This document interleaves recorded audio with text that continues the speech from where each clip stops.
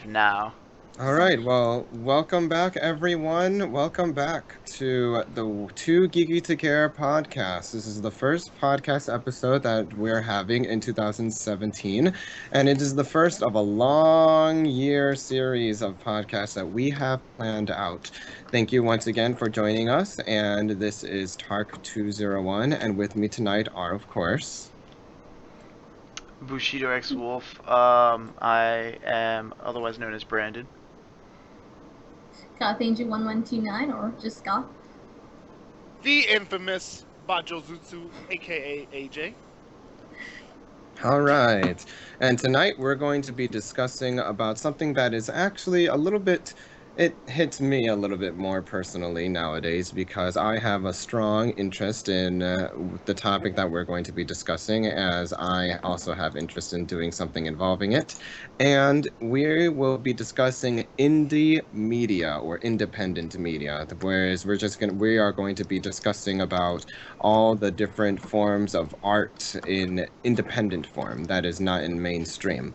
Or we will also be discussing the forms of art that started off as independent and then eventually became mainstream. And so in these forms, we will be talking about everything concerning films, novels, video games, comic books, web series, anything that was independent or still is, and then has gotten some notoriety because of what it became. So I think to start off the discussion tonight, I think we should ask ourselves and ask each other, when we think about independent media, what is the first thing that comes into our mind? What's the first thing that pops into your head when you hear independent media? It doesn't necessarily have to be, oh, I think of, a certain video game or anything like that. It could be anything. So, like, for example, if somebody were to ask me, hey, what's the first thing you think about when somebody says the word Terminator? I think of, oh yeah, Arnold Schwarzenegger's voice, like that. So, what do you guys hear when you guys hear indie media? Well, there's a lot to talk about. Like you said, in terms of indie media, you can talk. There's a lot of mediums for independent work. So for us, we're all geeky. We all enjoy video games. We all enjoy movies. I'm assuming we all enjoy music. Those are the mediums I am more familiarized with. It's something that someone like none of the major companies have published. It's someone who hasn't had the um the exposure, the mainstream exposure, and they just figured, hey, why not? Let's just make something all together, and we'll go from there. And on the screen we have Castle Crashers. I don't know if you guys ever played Castle Crashers, but I do remember playing uh, Behemoth Games on Newgrounds, and uh, I forgot what was the first one. It was a side scroller beat 'em up, and then afterwards it was Alien Hominid, which was the one that actually made it to consoles. And um, again, it was two guys. I think it was Tom Fulp and um, the other guy, Dan Paladin, I think. They got together. They were like, you know what? Let's start making video games on Newgrounds. They started Flash production gaming. Like they did stuff on Newgrounds, and then therefore their games got popular. And I agree, their games were great. I loved playing Alien Hominid. I remember I would just wait 20 minutes for it to friggin' install, or to just completely be playable on my browser, the worst browser ever with the worst internet ever. So I can just play Alien Hominid and just use my mouse and keyboard. But again, two random guys decided, let's just do this. They got a team together, decided to do it, and that's what indie production is. Just group of unknown people decided, you know what? Let's just go make whatever, and boom, they did what they wanted to do, and they had no backing from Like a mainstream. main corporation Yeah, or anything like mainstream. that. Yeah, public publishing company or whatever, and they just didn't put forth their effort, and it's fun seeing people do these things because we get really creative things. Yeah, we You usually a get lot, really unique ideas out of these kind of things. and it's amazing because it's not only from video games. One of my favorite films, like zombie films, I've said it before, Dead Alive. It's made by Peter Jackson, and Peter Jackson, you guys know him now as the Lord of the Rings guy. He made the King Kong movie. But before he did those two movies, he did a completely indie movie that I'm pretty sure not many people have seen before. And I'm gonna get the name of it. I remember watching it, and the name escapes me. But Dead Alive is the one that he's done. That was his most famous work before the Lord of the Rings, and the movie he did before, completely indie. He had a $25,000 budget to make the movie. $25,000 budget, and he did it. And that movie ended up going from that to Dead Alive to The Frightening, I think, with um, Michael J. Fox. And then after that, you guys know the story, Lord of the Rings. You know, so again, everyone starts from somewhere. The humble beginnings, as everyone says, and that's what indie media is, just the people putting on their effort to get their name recognized. This recognition, just put themselves out there so that we can see a whole bunch of creativity, and it's awesome. That's why I love Steam, because Steam pushes the indie um the uh the indie gaming out so much. It With allows a they lot of have a whole green light program just for it too. Yeah, yes, they're extremely exactly. supportive towards indie, like, Eh, makers, basically. Yeah, it is. And Xbox also, with ID at Xbox, they help a lot of the indie creators push out some of these indie games as well. Like, we got Ark on the Xbox as well. It's on PC as well. Then you have like H1Z1 and what's the other one? The one with the zombies. One of the zombies? Yeah, it's like one of those zombie simulators. I forget what it's called. There's so many. There's a Uh, lot of them. Well, there's 7 Days to Die. That's also an indie game. Yeah, true that. And there's just so much. It's you see it just becoming a really big thing. And again, I'm looking this year itself. I'm looking forward to what indie projects are going to be released, because there's so much like that. Xbox, when they did E3, they did a whole compilation of what games are coming out from the indie productions, and I'll get into it later on, but there's just a lot that I'm looking forward to, as well as movies, because you get a lot of surprise movies out of the independent filmmakers. So I'm also looking forward to that. So, anyone else before I continue? Before he never ends. Yes. Before AJ becomes the talk show host. I don't know. There's a lot of different there's so much different content that's independent now. Thankfully, we've been pushing towards it. Like you said, we're talking about Greenlight and everything like that. We have even with films, we have stuff like film festivals. Like one Infinite. usually, yeah, usually when I hear something has won the Sundance Film Festival award, I'm like, all right, let's go. Where can I watch this right now? And where can I go buy it? And usually you can't do either for like a year or two.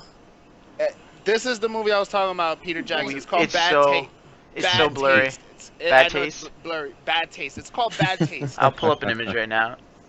It's called Bad Taste, and the poster of it's hilarious. It's just it's an alien holding a rifle, giving his middle finger. Get that image. That's just the What? best one. That's the one I found, anyways. It's so funny. It's a really really independent movie. It's like the blood is like over the top, and it's like it looks like crap, but it's very entertaining. And I remember watching that a while back. Um, and it was really cool. I was like, this is a funny movie. So, like again, Peter Jackson, the guy who made Lord of the Rings, he ended up winning an Oscar for the Lord of the Rings. That was his first movie, and it was a $25,000 budget movie. So just imagine. There we go. There Look we at that. Yes.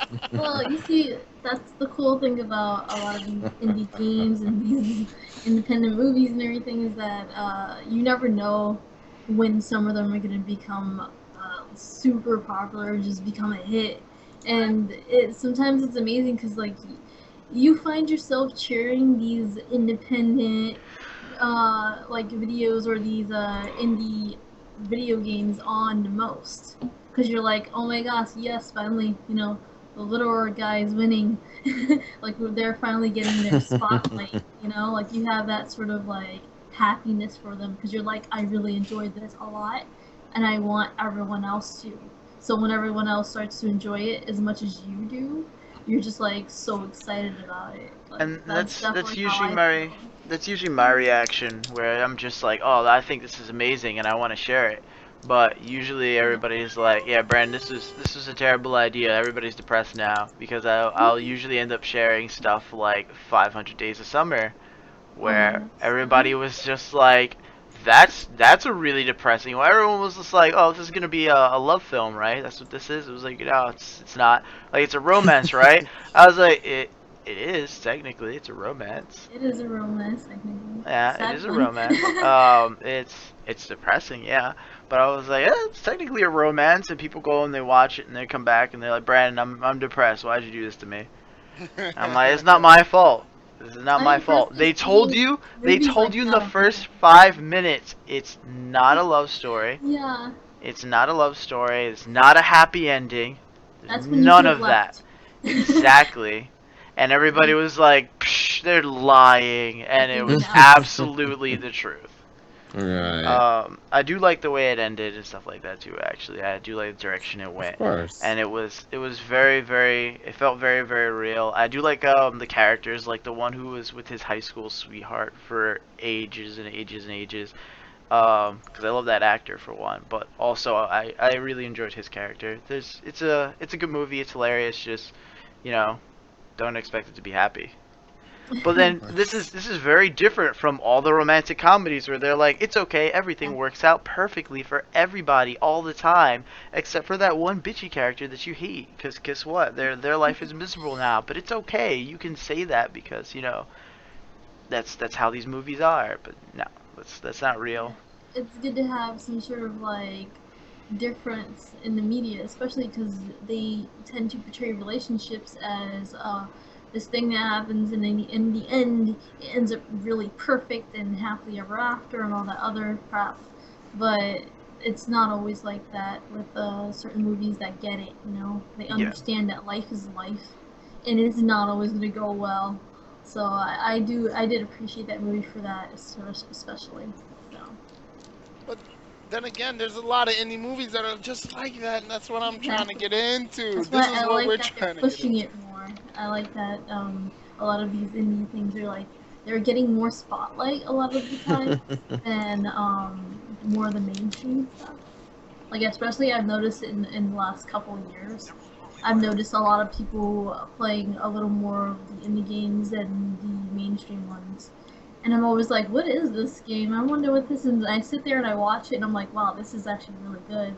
I didn't think that like something that like just some random person that I don't even know of could have made something so incredible. It definitely pushes it where you're like, okay, maybe I should start giving more independent things a little more like Of a a little try. more, yeah, a little more of a try. Maybe you should just like Yeah. see what people have to offer. You know, sometimes the bigger companies do ruin things. Yeah. So Actually, Oh, Call of sometimes Duty. I was gonna say sometimes it's one. better though to see like Oh it's boy. basically like seeing maybe if it's something like I would have made, because like my brain works a different way than the mainstream media just portrays things. So if it's something that you feel like relates more to you, then you might like it 10 times more than something that's mainstream. And that tends to be me 110% with everything, cause like everything I've ever streamed is always been independent games and independent Yes. They films. definitely shifted a lot of And balance. yeah, They're I've good. done so much independent stuff, and every single time I'm like, oh, I got an idea, I'll do this game, and it's just like that's also an independent game. It's like the last one I was showing was One Shot, which That one's everyone, really yeah, everyone seemed to really like that one, and I'm glad. But yeah, honestly, and it everyone that was dropped by liked it. yeah, it was really weird and really interesting one. It was also a game where it was very difficult, I would say, to stream. Where normally you'd be like, okay, just capture the game. That's all you got to focus on is the game, and then like have a chat and a camera. Yeah. With this game, because it affects everything. It affects your computer. It affects your files. It does everything. Like it has prompts. You can't just say, okay, just just capture the game. You have to capture your whole screen because the whole thing is an experience. It affects your whole computer. It'll change your wallpaper to hide the answer to a puzzle in your wallpaper. It'll hide a file in your documents folder for the game in order to hide the answer for the puzzle. There's one part where you have to run a separate program and overlay it with the game in order to solve puzzles. And like you're multitasking, going back and forth. And there's also like an entity in the game itself that tries to communicate with you, that will communicate with you through command prompts. And it'll go, I don't know if you can hear me, because it thinks it's talking to you physically. It's like, I don't know if you can hear me, but I'm trying to send a message out to you in the only way that I know your people can hear. And then like at one point, to solve a puzzle, it goes, oh, you have to take our world, which you're seeing from within a window, and throw it into the infinite void outside of that window in order to solve the puzzle. And I was just like, what the heck is it talking about? It's like, and it literally, like, it tries to communicate with me based on its own understanding of my view of the world. And it's just like, oh, the four corners that create our world, you got to take it and move it out of that. And it literally meant to just drag it off of the screen and then drag it back on, and then the answer was there. Yeah, honestly, it was a very interesting concept, and I was sitting there and watching it, and I was like so into it myself, where it was like it kind of felt like I was playing it. You know what I mean? So I Mm. was just very into it. And I was just very like, oh my god, I can't believe this is happening. This is like it felt like it was happening to my computer. You know? So I Yeah. was just like, oh my god, what is happening right now? How did it do this to your computer? And the funny thing is that I don't think you mentioned yet, but in the beginning, the PC in the game calls you. Actually, everything pretty much calls you by your name. Oh yeah, so in the very So it's beginning, you kind don't of enter creepy. you don't enter your name or anything like that. When you start it up, it just instantly starts up with the main character waking up, and you normally in a game you're thinking, okay, I'm the main character, but as soon as the main character goes up to a computer terminal, the computer terminal has the entity in it, and the entity says, oh, you're not the main character. And it's like the main character is the main character. You're here to help the main character. And I was just like, okay, doesn't that make me the main character? And it's just like, Brandon, you have to help the main character. And I was just like, okay, wait a second. How does it even know my name? And why is it telling me, like, and there's this whole disconnect where, like, everyone in the game world is like, oh, hey, you're that guy that's working with Brandon to save the world, right? It's like, what's your name? I know nothing about you, because everyone knows Brandon because Brandon's up there, and they like keep talking to the screen, and I'm just like, all Yeah, right, I this is like really it. They weird for me kind of like now. the characters in the game kind of treat Brandon as if like he's some sort of god for them. You know, like he's like a god from another world and stuff. So it's pretty crazy. It's just the concept of the entire game is just amazing, and Yeah. whoever thought of it is just very creative. See, if I would have played this game, I would have had gotten so big headed. I would be like, oh, I'm God. Embrace me for Yes, you should it. totally do that. So, yeah. Yeah. Good So thing Brandon played it, though. yeah, staying on the topic of video games for independent media, for independent gaming, it just goes to show you how, like, when it comes to all these different independent video games, it's more like if we have all these mainstream video games, it's really like it's trying to satisfy that demographic that is already that series have already developed when it comes to that fan base. So, for example, when Bajozutsu mentioned Call of Duty, yeah, Call of Duty, all those series of games, or Assassin's Creed, all those series of games, right? They were when we have each and every single one that comes out. Of course, the fan base is going to go, I don't want to say crazy because not everybody goes crazy, but they're going to get really excited about it and they're going to have interest in it. But does that mean it's going to offer, so much of a new experience? Sometimes it's yes, but most of the time it's not. And the reason why it's not, because it goes on that little trope of, why fix what's not broken and all that. Yeah. So we have these mainstream video games where, yeah, they're fun, they're great and everything, but when we have also this independent video games, or these independent people developing all these different pieces of gaming, they do not have the budget as EA or Ubisoft or anything like that. They do not have the knowledge, they do not have the people, and most importantly, they do not have the experience. So how are they able to make an independent game where it's able to top notch it, or able to give players who are, mainstream hardcore gamers like that really big experience? And the answer lies in the writing, I argue, where it Yeah. lies into the actual experience rather than the actual, like, what's going on when you're playing. It's like, what experience did you get when you're playing? So, for example, I'm surprised none of us have mentioned this yet, but another independent video game that was released just recently is getting a lot of buzz nowadays, and I'm pretty Okay, sure a Mr. lot of Dead you have by heard of Daylight. it. Not that. I was, yeah, there's that, but I wasn't going to mention that. I was actually going to That one's mention. overhyped right now. So I we was already actually know going. this. I was Let him actually finish going to sentence. mention Life is Strange. I was actually going to Yeah. mention Life is Strange, where we have something like this, where the gameplay is not as fast paced as your average first person shooter. It's not as exciting as your average platformer or racing or action adventure game. But what it does offer is it does make you think, and it does give you some sort of experience that kind of is a little bit different, where it doesn't, even though it doesn't have all these gameplay, fast-paced, button mashing, all these different tropes that we have in today's modern world, it offers something less, but at the same time gives you something different and almost as satisfying as those mainstream games, where it is gives you a unique experience, something that you're going to hold on to and something that you're going to remember. And that is what makes the game, and that is why a lot of people love to talk about this game, because everybody all had a different experience when playing it. Yes, and it's one of those things where, okay, so if we cannot, make it fun and exciting, what can we do? Oh, we can tell a story. And this kind of goes back to now mainstream, but back then independent video game developer Square, which when they were developing Final Fantasy, which is now a Oh mainstream yeah. game, the first Final Fantasy, when it came out, it wasn't mainstream at all. It was actually independent. And a little bit of a fun fact, it was actually called Final Fantasy because this was the last game Square was going to make before it ran out of business, because all the other games that they were making was just god awful. And then the higher up said, okay, we're going to give you one more shot to make a game, one last game, and if it succeeds, you guys are still working in the video game industry. If it's not, you guys are done.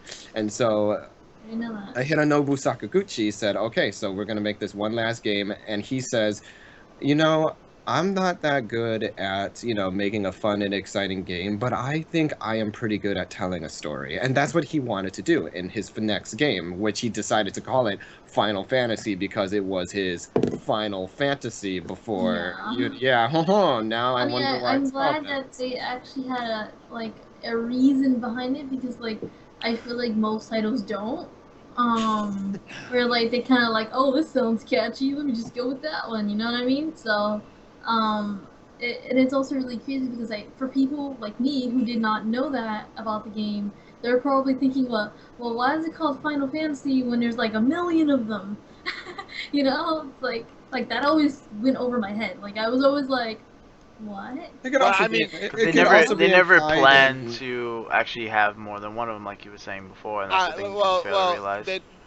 That it can't be a Final Fantasy if you're gonna have a build. No, I'm like, Yeah, but And but you wouldn't think that, like, you would think that, okay, maybe it was just a catchy name he decided on, you know? But to know the origin behind that, to know that, like, that was really the reason why, you it's just come to think, like, wow, okay, they really did think about it. They really did have a reason for doing what they did. well, Which is the games first, my bad. The first one is the Final Fantasy, but they're selling the name, yeah, well, and now they are. because it's again, it's popular, I mean, and it's yes, good with them. Why not? I would do the and same. and yes, And like it's also Tark supposed hit to it be on the same universe too, so. it's that's questionable. And it could also be implied if you played all the Final Fantasies, it could also be implied that a character in each game, it is somebody's Final Fantasy, but who is it? It's depending on how you interpret the story. But getting into that some other time, basically, it just goes to show you how we have like this one little thing, and then next thing you know, it becomes this humongous, I don't want to say phenomena, but it turned out to become almost like it's that. And it's It's true because, like Tark was saying, SquareSoft had no hope. This was their last shot, and it was called SquareSoft before, just to learn it out, and before it went to Square Enix. But yes, and it's crazy because again, like I said, the humble beginnings. Tark talk about Life is Strange. How about another decision-based game that we were talking about? How about Telltale Games? Completely independent. Like decision-based games were like back then. If you talk about decision games, like base games, we didn't really have those type of games until like, They were all you know, binary, like yes or no kind of decisions. That was I pretty yes, much mean, it. and honestly though, I can't like. Okay, I feel like a lot of it stemmed off of like visual novels, if you know what I'm talking yes, about. that's what I was Mhm. gonna say. A Visual lot of it novels, stemmed off you of that know, because at yes, first, like, think about it this way: a lot of back then it was like visual novels were just novels, and then you made decisions within those novels to get to a different ending. A lot of them were really short, and if you know, like a lot of them for us when we first started getting into visual novels, it was on like Newgrounds and stuff like that. You know, like that was a popular place for them. Not always some good ones, but that was a popular place for them. They had all different kinds of games, especially the visual novel. And I think that's where decision-making games became popular. Like someone had probably played a lot of that before then, and then thought, okay, how do I take this a step further though?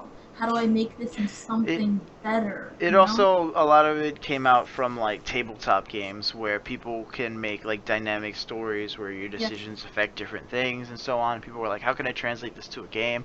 And then those kind of tabletop stories where you go through this whole adventure and do that kind of thing translated to like big RPG games, like role playing games where you doing something and then you go to a different town and that person's like, hey, wait a minute, aren't you that guy that did that thing? I remember you, and now their disposition towards you is completely different.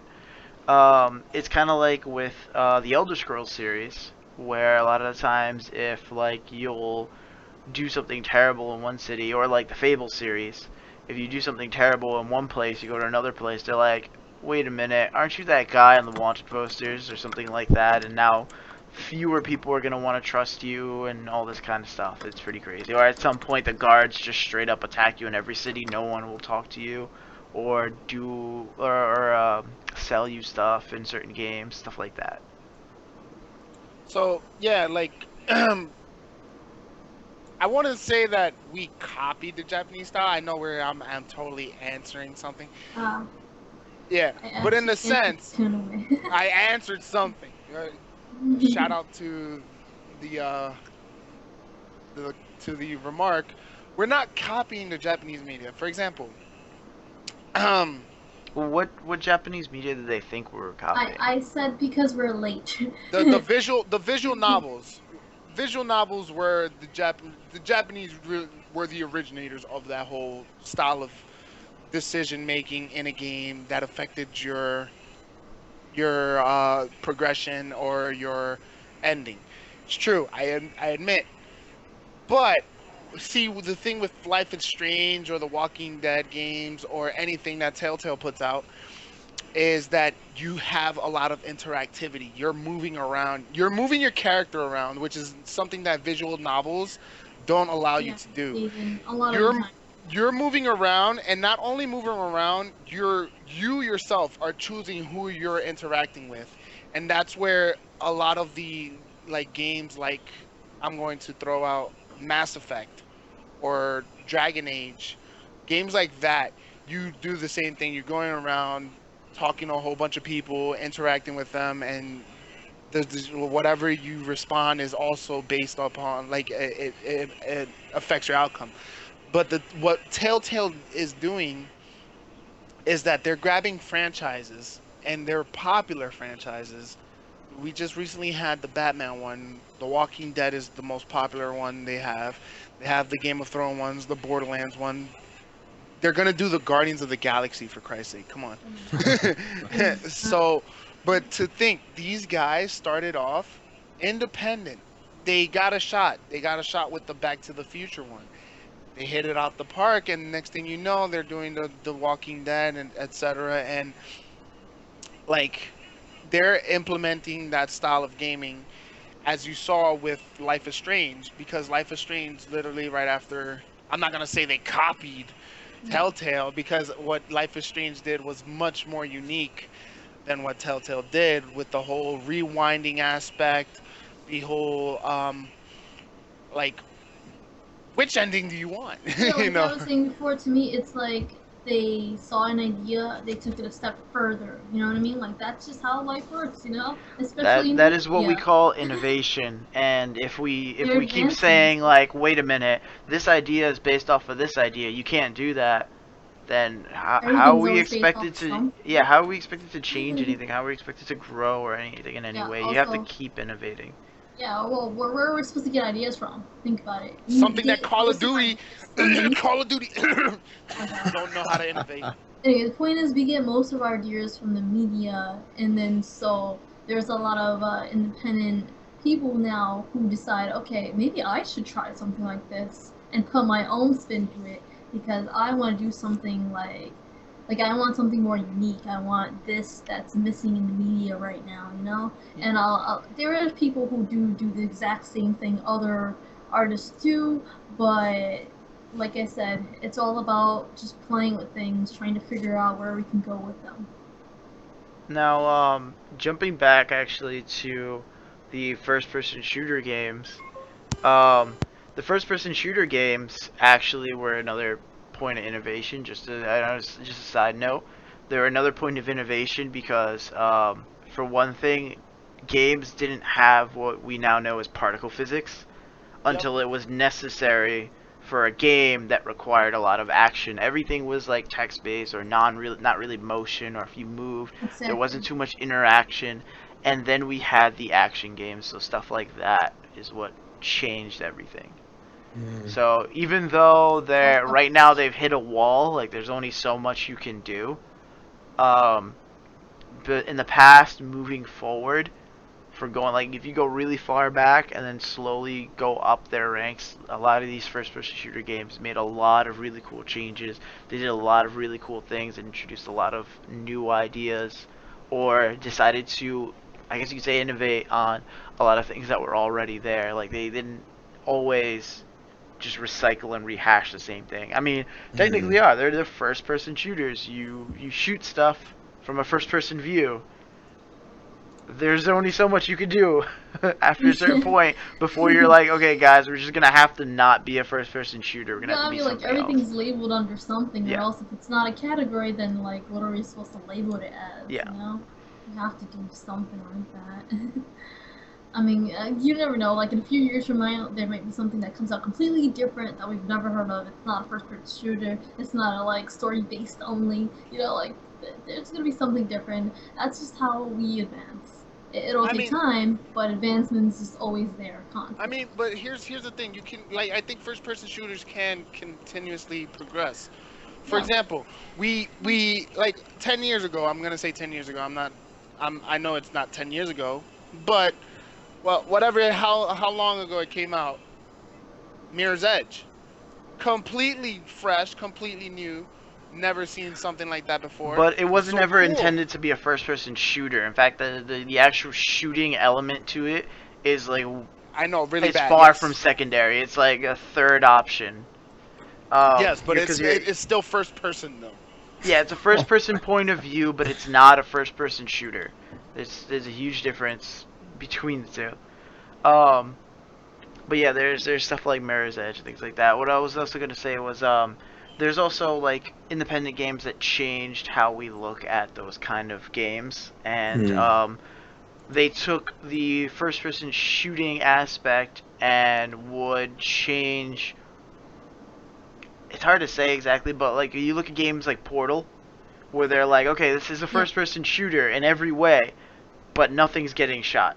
Yeah, there's Just nothing to shoot. Like there's no Except like for your little, zombies, no except your people. little, except the walls and like. Yeah, but like you're shooting I you're get what shooting he means. Though. portals though. Yeah. You're not directly You're not shooting or destroying killing them. anything. Yes, you're not destroying. Everything is People. very indirect. Everything's cause. Yeah. This is just Even when you causation, like shoot the chain. other bots and stuff like that, Yeah. that's indirect Yeah. shooting.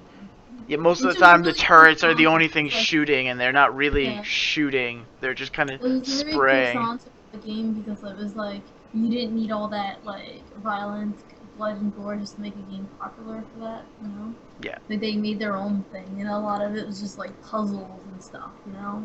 Which And made a it lot really of independent games do similar stuff where they do really cool things like anti-chamber, where it's very much puzzle solving, but it takes your idea of time and space and just completely flips it on its head, or your idea of perception and completely flips it on its head. And it's something I actually should consider streaming, just because at one point, for example, you'll walk down a hallway. That hallway will suddenly become a staircase, and when you try to walk up the staircase will suddenly become a downward facing staircase. But because of your perception, you don't see it until you're actually doing it, and then all of a sudden you're just like, wait a minute, have I been walking down these stairs the whole time that I was walking up these stairs? That I was walking down this hallway? And most normal stuff, the most normal games don't do that. They don't sit there and mess with you in a way where you're just like, wait a minute, I don't know where I'm going anymore. I don't know what's happening. There's a lot of games like that like they just want to sit there and mess with your head. Like the Stanley Parable was also Exactly. Oh, a yes. lot, and I love that game not just for the narrator but for the mind games that How played. about how about this one? How about Eternal Darkness? I Oh, look at Tark. Yes, he knows. GameCube. Oh my gosh, one of the most. I was gonna say something inappropriate. That's my all-time favorite GameCube game. Mind screwy game. How about that? Yeah. It is just. You'll just be like, oh, your data got deleted. You'll be like, what? What? What? But going What? back to Succession Stories, I really like what Brandon said about Portal, because Portal, believe it or not, was actually a game that was made by amateurs that was to be shown at a game presentation. And it just so happens at that game presentation, a few representatives from Valve were there, and then they were like, hold on. They saw it and they were like, this game, why don't you come over to our Valve office and we'll talk more about this game? How do you think those people who developed it, like those amateurs, when they developed it, how do you think they felt when Valve and Gabe Newell was like, come over here, let's talk more about it? Wasn't it supposed to be like a demo of the Source engine or something like that? I think so. I'm not quite sure. It And was then in the it orange ended up. box. Yeah, but I'm saying like because they're all based in the Source engine. I think it was supposed to be like a demonstration of that, and then they were like, okay, that's really cool, and they made it short, and they said, okay, well, you can't charge full game price for this. We need more, so they came up with more, and that's how they got the orange box. And And then they got the Portal team. Yeah, and now they have so many invaluable assets through that orange box. Valve really did themselves justice by picking those guys up and by doing what they did. Yes. And they're doing it very, very intelligently. Where unlike other companies, like larger companies, where they said, okay, guys, so now that you signed the contract, we want you to know we own your soul. You belong to us, and we expect you to behave like well-oiled machines. Start producing games. We want a new one out every year, same time, completely new story, and every single game has to be an innovation upon itself in at least 8 different ways that we can advertise in a high impact commercial where we can play over some generic song that everyone's heard 50 times. And good luck. We'll see you guys in 6 months, and if you don't have anything new, then we're gonna start yelling at you. Call of Duty. So Yeah, we know. Get it. We get so it. I'm pretty there's a sure lot of everyone's companies that like, do it. There's a lot of I'm pretty companies sure, that do it. You know.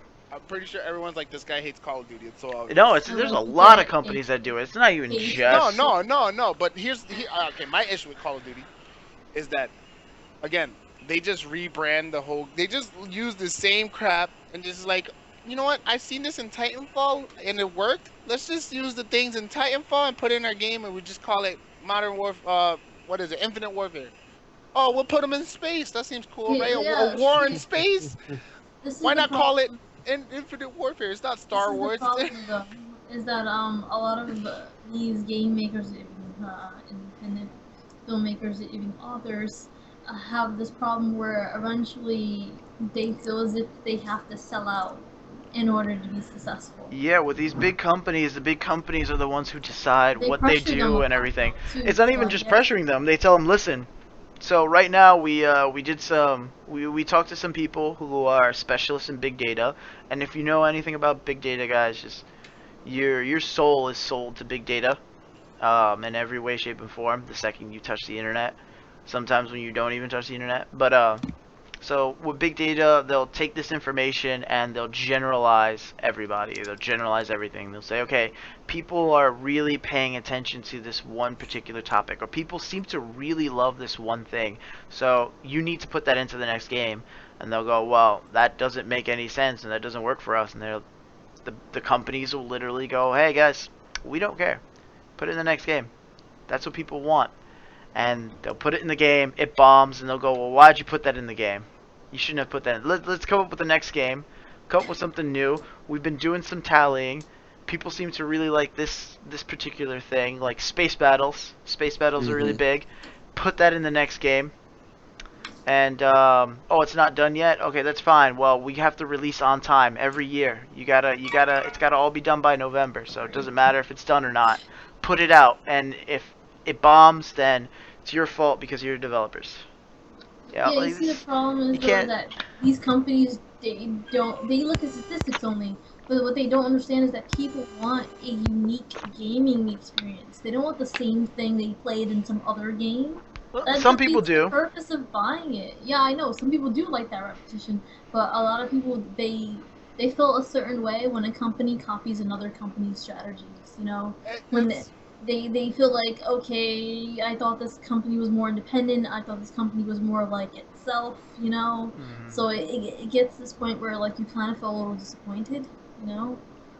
Oh, See, like with me, I'm partial to fighting games. I love fighting games. And when every, like, for example, you have Street Fighter that's completely like rebranded its new game, Street Fighter 5. It's not it's The mechanics are completely different.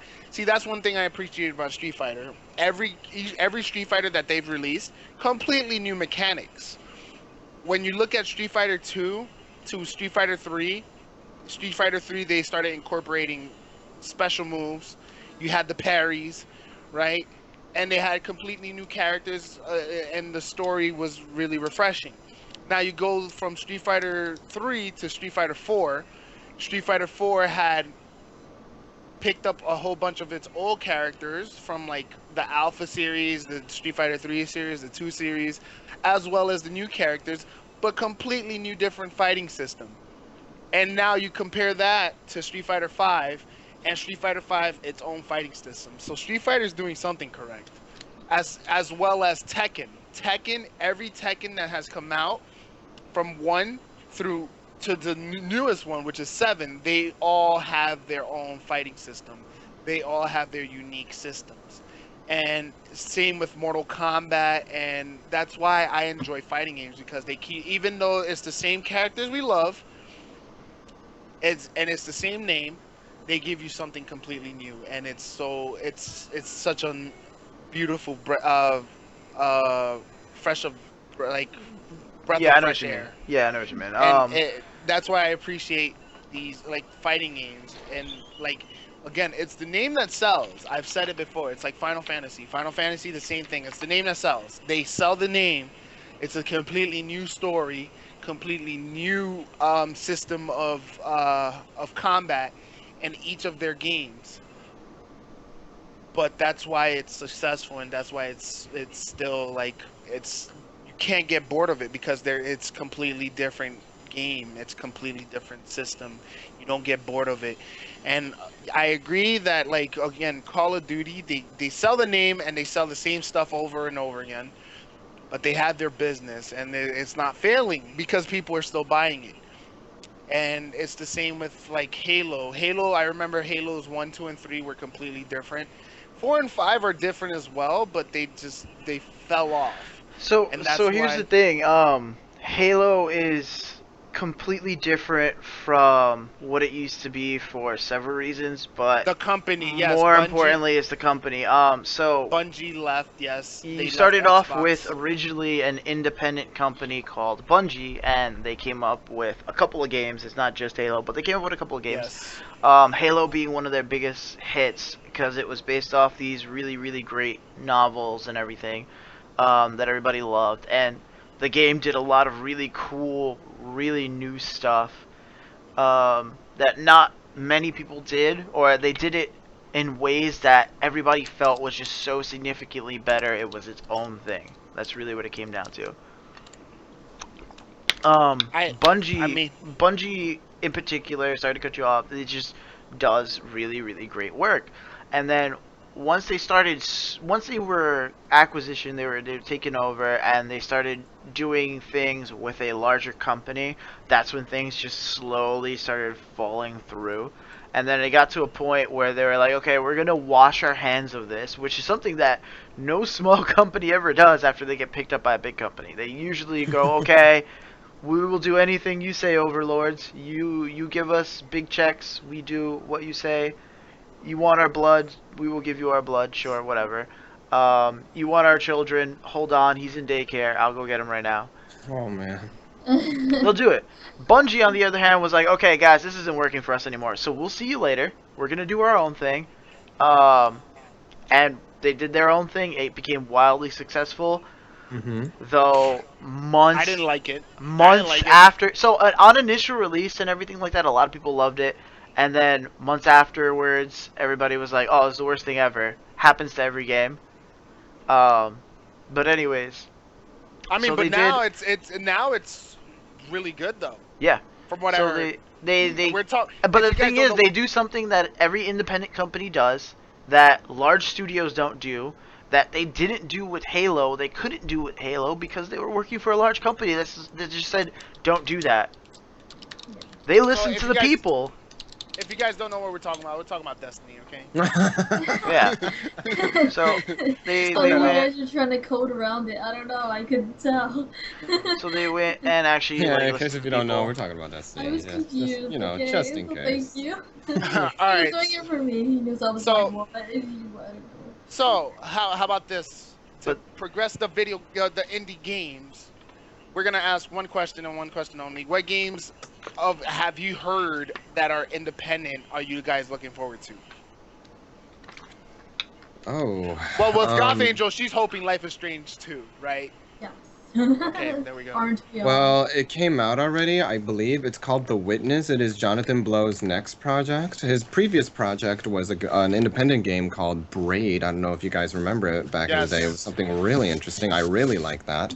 And The Witness, I think it's out already, but for me, I'm looking forward to that. Even though it's already out, I believe, I just haven't played it yet, and I think I will now that I have the opportunity. And I'm just really looking forward to that. Okay. What about you, Brandon? You play a whole. I play a whole lot of indie games. It's pretty hard to ask me that question because it's just like I'm kind of waiting for half the games I own to come out of early access. That's pretty much the story of my life. It's just Yeah. like I'm just waiting for them to patch the bugs in this game that I already play. It's absolutely horrible. I play it anyways because I'm addicted to it. Yeah. Well, with me, and Brandon has a video up there. Oh yeah. Hold on one second. So you can pop that up.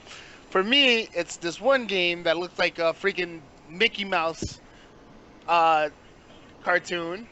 It's called Cuphead. And my God, when I saw Cuphead pop up on the Xbox E3 conference, I was like, dude, I want this game. I want this game so bad. When can I spend my $50 just to get this game? They're like, oh no, it's an indie game, so you don't have to spend that much. Good, because I'm buying it anyways. All right.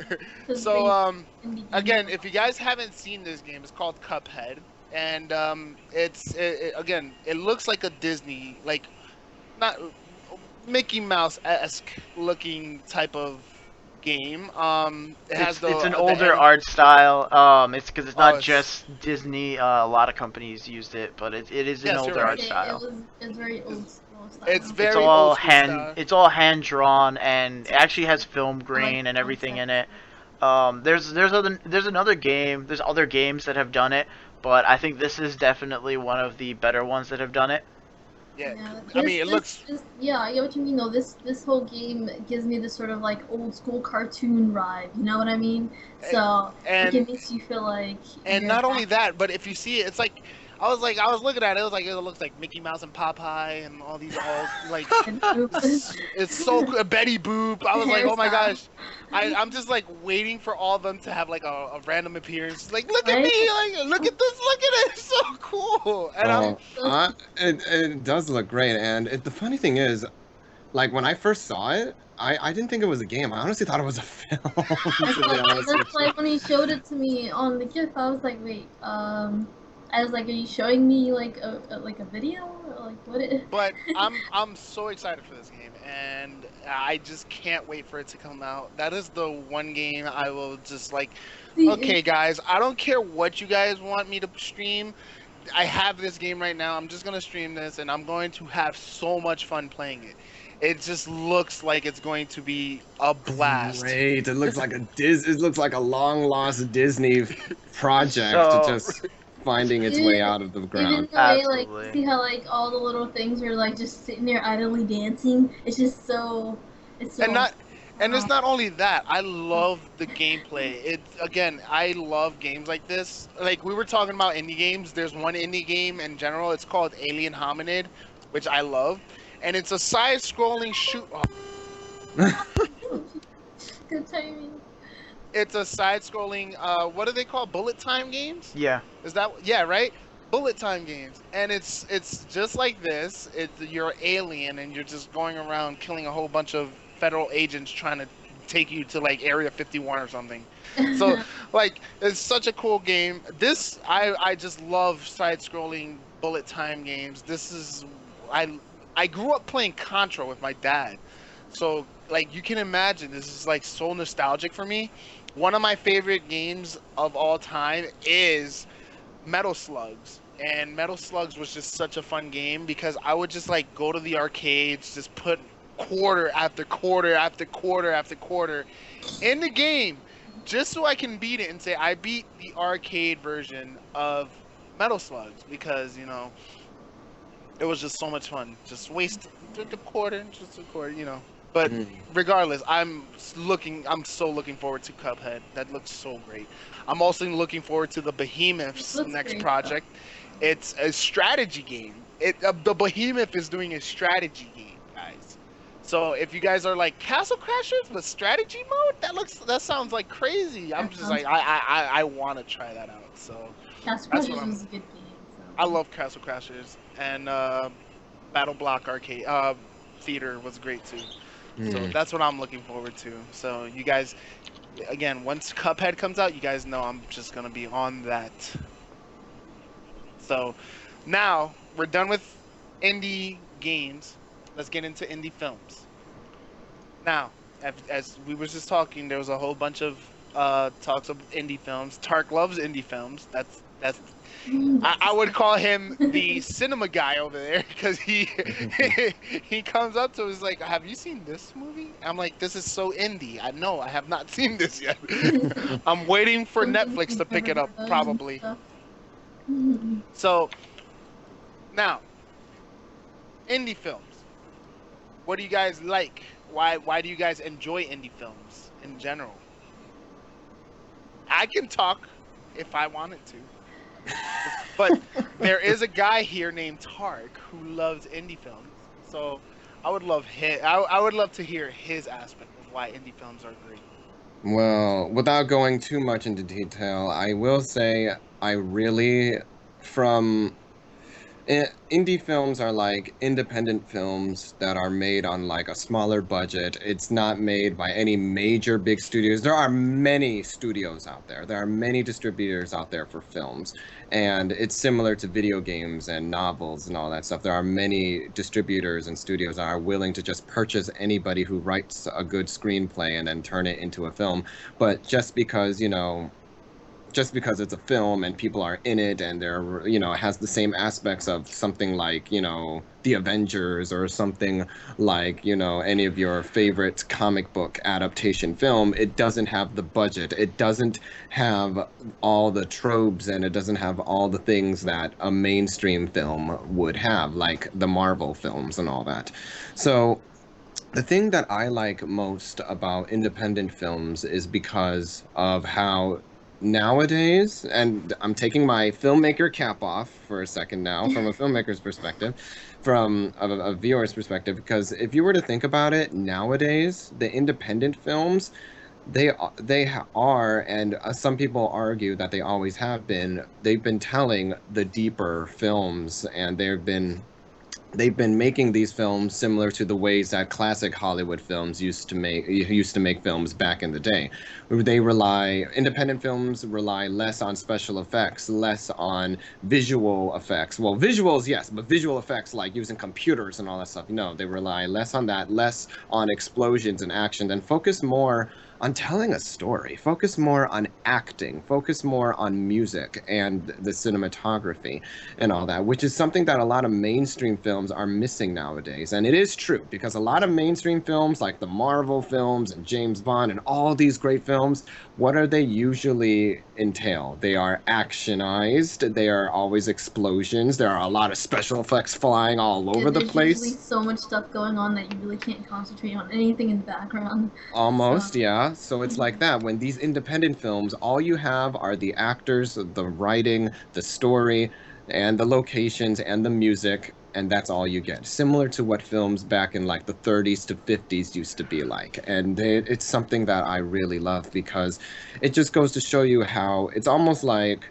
So, for example, if we were to take a main difference between mainstream films and independent films, the mainstream films would be like those films where you would go out with your friends and your family. You would go to the cinemas and just all watch it and have fun. And then when it's over, you can just talk about how much fun it was, and that's it. Done. Independent films are one of those films that will tell something deeper, something that is supposed to make you think. Yes, it's going to be slower. Some independent films are going to be fast, but majority of the time it's going to be a little bit slower than usual.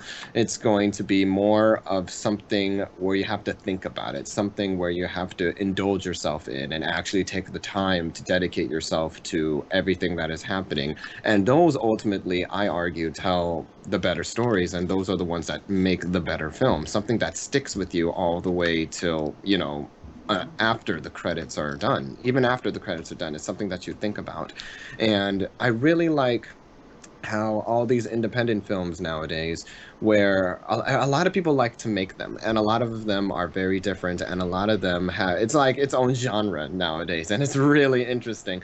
And it's great to see. It's similar to video games, where we have all these different people get successful because of all these different films that they made that are, independent. I like what AJ said earlier today about Peter Jackson. Yeah, Peter Jackson, he did not go to film school. He did not study film. He just made films, and then that's how he gained his experience. And then look at him now, right? So it's so similar to basically anything independent in the arts. And I just really have a thing about it. And it just goes to show you how all these different medias involving the art, they all, even though they're all kind of different, they're all going towards the same direction, and I really love that. You See, know, like, sorry to cut you off, AJ, but go ahead. going to what you were saying, where a lot of well, not a lot of, but there are a lot of these filmmakers where they didn't go to necessarily film school, or they don't stick to the same bounds that are set into place with schooling and stuff like that. And basically they're taking something that normally with like schooling and stuff like that, they'll tell you, okay, make sure you do this, or set into standard this is what you should always do type of thing, or keep in mind this. They'll usually look at those type of things and they'll go, how about I do this instead? I'm gonna go this way, and then going their own path, doing their own thing, breaking those rules and stuff like that. That's exactly how we get these really really interesting or really really amazing ones. I can think of a couple. And it's actually funny because it also kind of ties back into some of the indie games where a lot of these games are like, okay, make sure the gameplay's solid and everything like that. But there's a good amount of them where you'll have gameplay and it'll be action and stuff like that. But the story is so solid and the story hits you so Exactly. hard.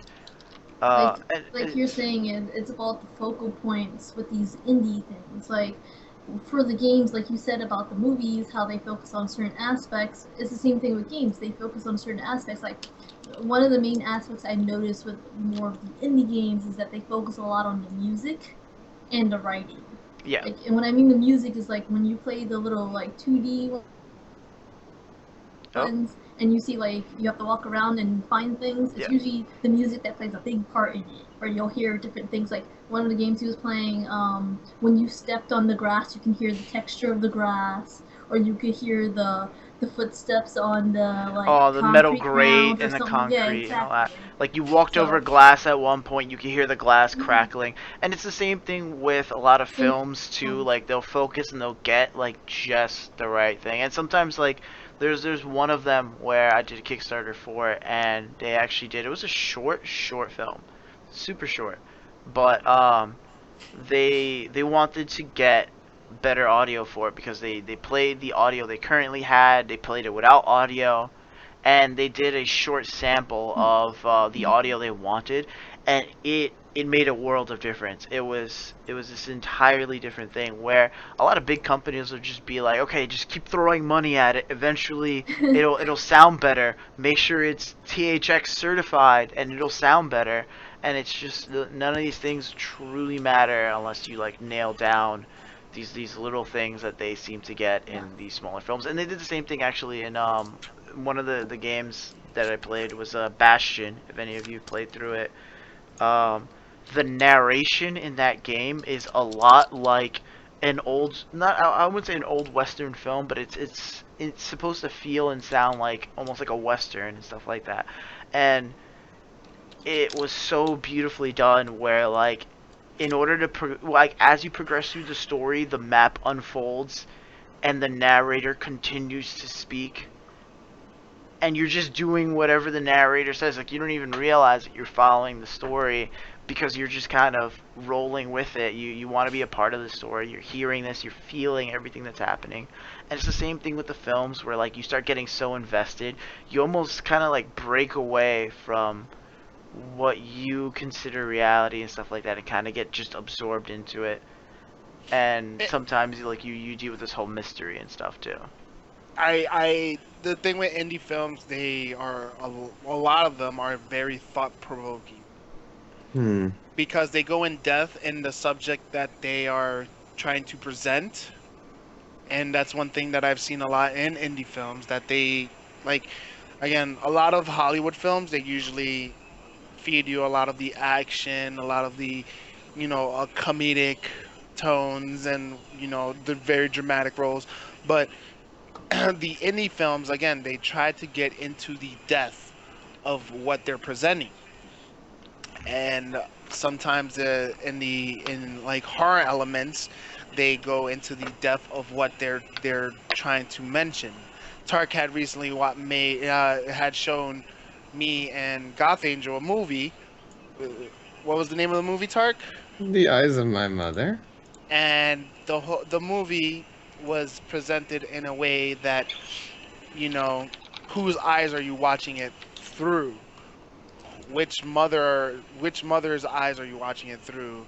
And it was a very unique movie, thought provoking. It made you think, well, what's going on in this situation? Why is said person or this and that?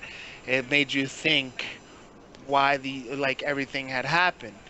And it was again thought provoking. There was another movie I watched. It was called I'm not the serial killer, and that one also, it was a very thought provoking movie. Very very cheesy, but it was very it made you think. Okay, um, what makes a borderline serial killer? What makes a person sane? What makes a person, you know, um, what what drives these people to go and commit stuff like this, or the exposures of like of stuff, does that make people want to become what they have the urges to do? And so it's again, it's a lot of things that there's a lot of things that that indie films do tackle because they don't have restrictions on what they are doing. And that's why I personally enjoy indie films. I'm pretty sure that's why Tark enjoys indie films, because there's no restriction in what they're trying to present, and they do go about getting their their message out Mm. in a way that not many Hollywood movies would. See, with me, I'm huge on foreign movies. I'm pretty sure that can be classed as indie as well, because there's not a lot of uh, companies that pick those movies up for, Western releases until people start realizing, well, this is creating a lot of buzz. Let's cash in on this so that the people are like Americans, or just in general the Europeans or whatever, they can see what the deal about this movie is. And one of my favorite films is Old Boy, and that had been underground for a while. Like, the movie released in 2002, it wasn't even picked up until like 2006 or 2005. That was when I first watched it, and that was because had become available in the United States at that time. And what a film it was, and it's one of my all-time greats. They even remade it, which I try to completely ignore, but it happened. It exists. And You can't pretend it doesn't. I know, I try so hard. It's happened, unfortunately. It happened. It's not a bad movie. It's just like, the there's no reason to watch this the American version if the Korean version's like 1,000 times better. But it does serve its purpose. I've seen many people that were like, I like the American version. I liked it. It was really good. Then I come in there like, you have to watch the Korean version. That's the superior version. And so it really is. I can just go all day about that Well, it's movie. usually the translations usually don't come out too well. So when it's Americanized, you're like, wait, okay, it Yeah, doesn't come it's across as the same feelings, you know? it's a lot of cultural barriers and stuff like Oh, that. and It's by the way, English to Korean translation is extremely different. It's not only that. Again, their culture is much different. You can't Yeah. bring stuff from their culture and try to translate it over here, It doesn't. because there's not the impact is much different over there. For example, the themes of incest, the themes of revenge and vengeance, and the themes of um, you know, just with a whole bunch. with our films, we like borderline romanticize revenge. Like we Americans just love revenge. Yeah, And violence and and all that violence. stuff. Yes, It's so definitely. crazy. And over But there, over- they're Also, just it's like, very- I don't know what's wrong with Americans. Their media is entertaining, but my God, they just love killing and finding any excuse to Yes. go after somebody. Like- But Or like they cut the it. meaning over there for their revenge and for their Yeah. it's honorable. It's not like you killed my brother, now I'm going to kill you. No, you killed my brother, now I'm going to try and make my family, you know, like I'm going to restore honor to my family by Yeah, inaccurate. Like it's not. yes. It's for a different reason. Almost. Yeah. It's not like you killed my brother. I loved him. I have to kill you to make myself feel better about my brother's Yeah, death. it's not Totally like different revenge thing. Yeah. that It's about and, selves. and even if you try to bring that to America, it looks comedic. Yeah, that is.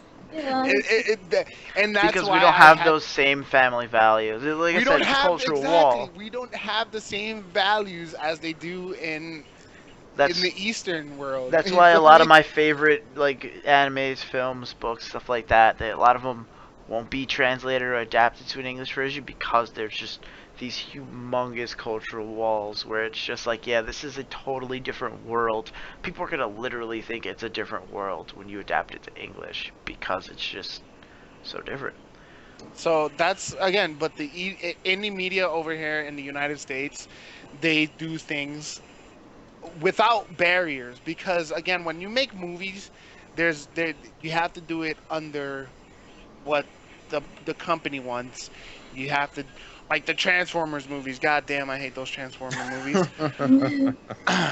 They shove them out every year. That's But the other whatever. thing. That goes back to what I was talking about, where they shovel out a new something every year. They're trying to mass produce media, and you can't. Ooh, You're trying to mass That's not something produce you should do. quality content. You can't mass produce quality content. Yeah, why do you think it ends up crappier the more it goes How- on usually? how about this example? Fan Four Stick. Thank you, Tark. So Fantastic Four, the new one that had just came out, the most recent one, right? It was who was the director? Josh Trank, right, or something like that. Josh Trank. He did he did the movie Chronicles. Remember that Oh movie? yeah, Chronicle. That was yeah, but that was written by John Landis, which was yeah. Yeah, but the director was Josh Trank or Trank, something like that. If you guys can find the name of the dude, whatever. That was his film. He directed everything. That's an indie film. It got picked up and then it got pushed into mainstream. A really good film, great film. Then he got picked to do Fan Four Stick, and he wanted his idea of Fan Four Stick and how he wanted to Yeah, that's direct Fan Four Stick, but the company was like, no, is this, and this, and the guy, he just lost his passion for making the movie. Was starting to show up. Supposedly, I don't know if it's true. He started showing up drunk during the makings of the film, directing it. He was just had no passion for making that Well, film, that's and like oh, someone that's coming in and ruining your vision of something that you worked so hard to create. And it like I know that I feel like I don't like when people try to tell me that what I like. I write short stories sometimes, And so I don't like when people try to come in and try to tell me, oh, I don't like the way you phrase this. You should do it this way instead. It looks better. and I'm then like, this happened it's to a not lot of about your vision. It's companies. about mine. This happened to a lot of companies, and this is exactly why Yeah. Bungie was just like, okay, you know what? We're big enough. We made enough money. Peace out. We're done. It's We also can't do why a this lot of anymore. authors do not And want to turn their books into movies because like of this. a lot of web comics and stuff like that that I follow that have turned into their own books and things like that, they rather produce on their own than produce through a company or anything like that, because for one, those companies tend to say, hey, by the way, we're going to be taking over this, or we need to change this, Usually this messes doesn't up fit the- our standard, or this is not to our quality, or whatever the case might be. Or, okay, just so you know, we have all rights to this, so from now on you have to produce things the way we want. So instead of doing that, they produce things on their own.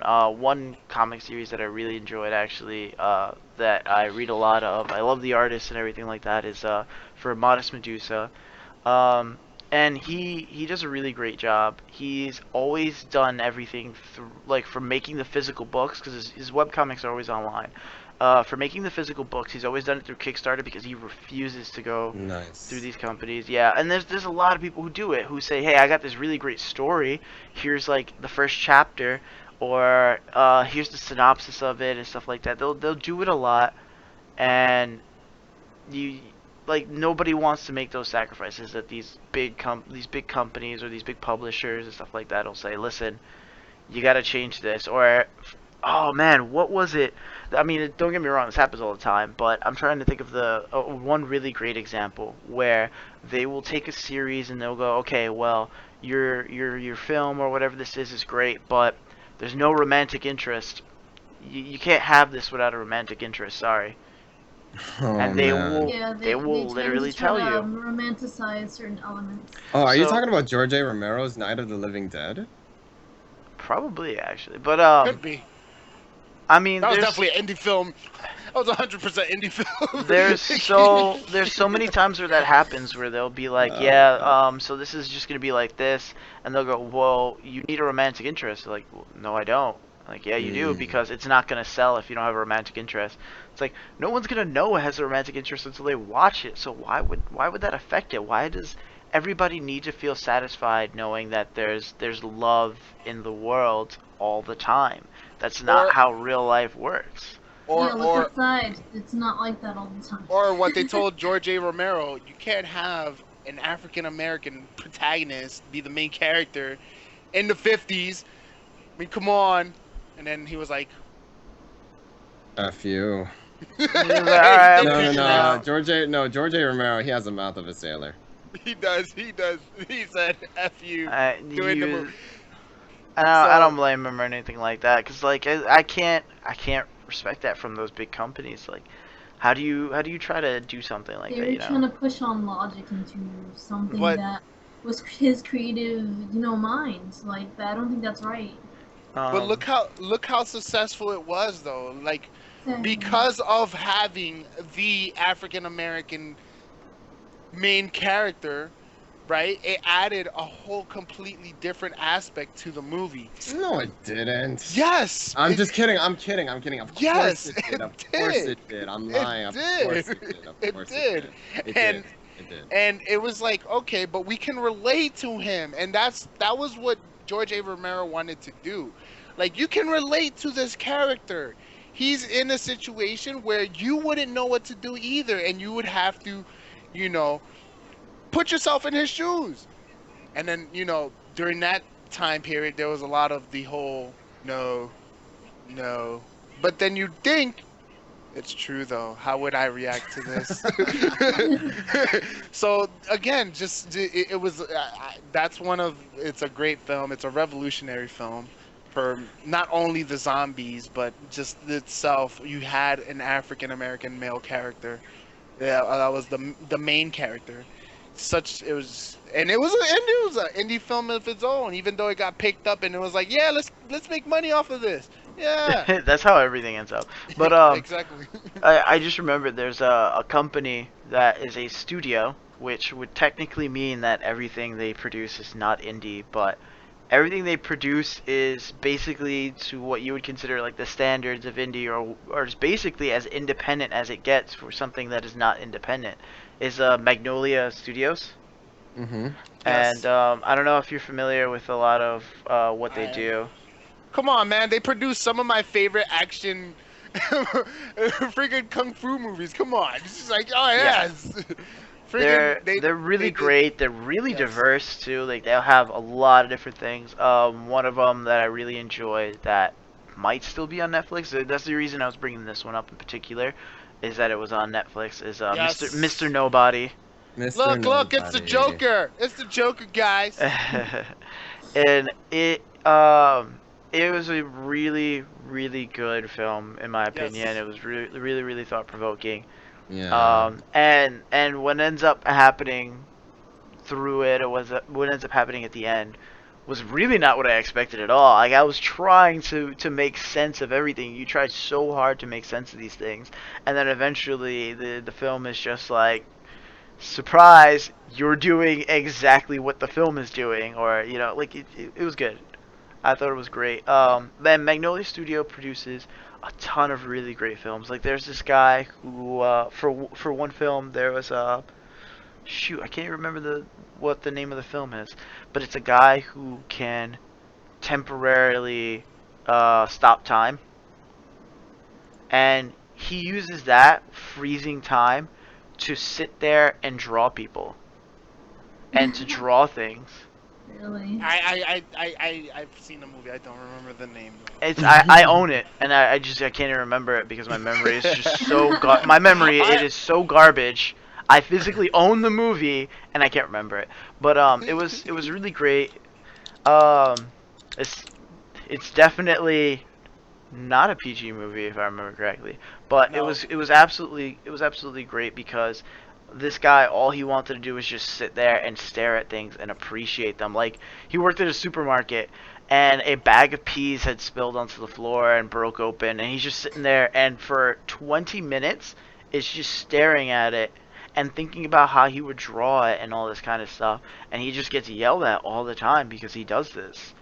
And then eventually he gets this thing where he can freeze time, and most people think, okay, I got a great idea. I'm gonna go do all this stupid stuff. He takes it and decides, you know what? I'm gonna draw with all this free time I have. And he sits there and he draws. He does do other stuff later on where he like moves or repositions stuff, usually to either draw it or to mess with his coworkers who don't know he can do I would this. so prank so many people with those. I think Oh I my think gosh, man.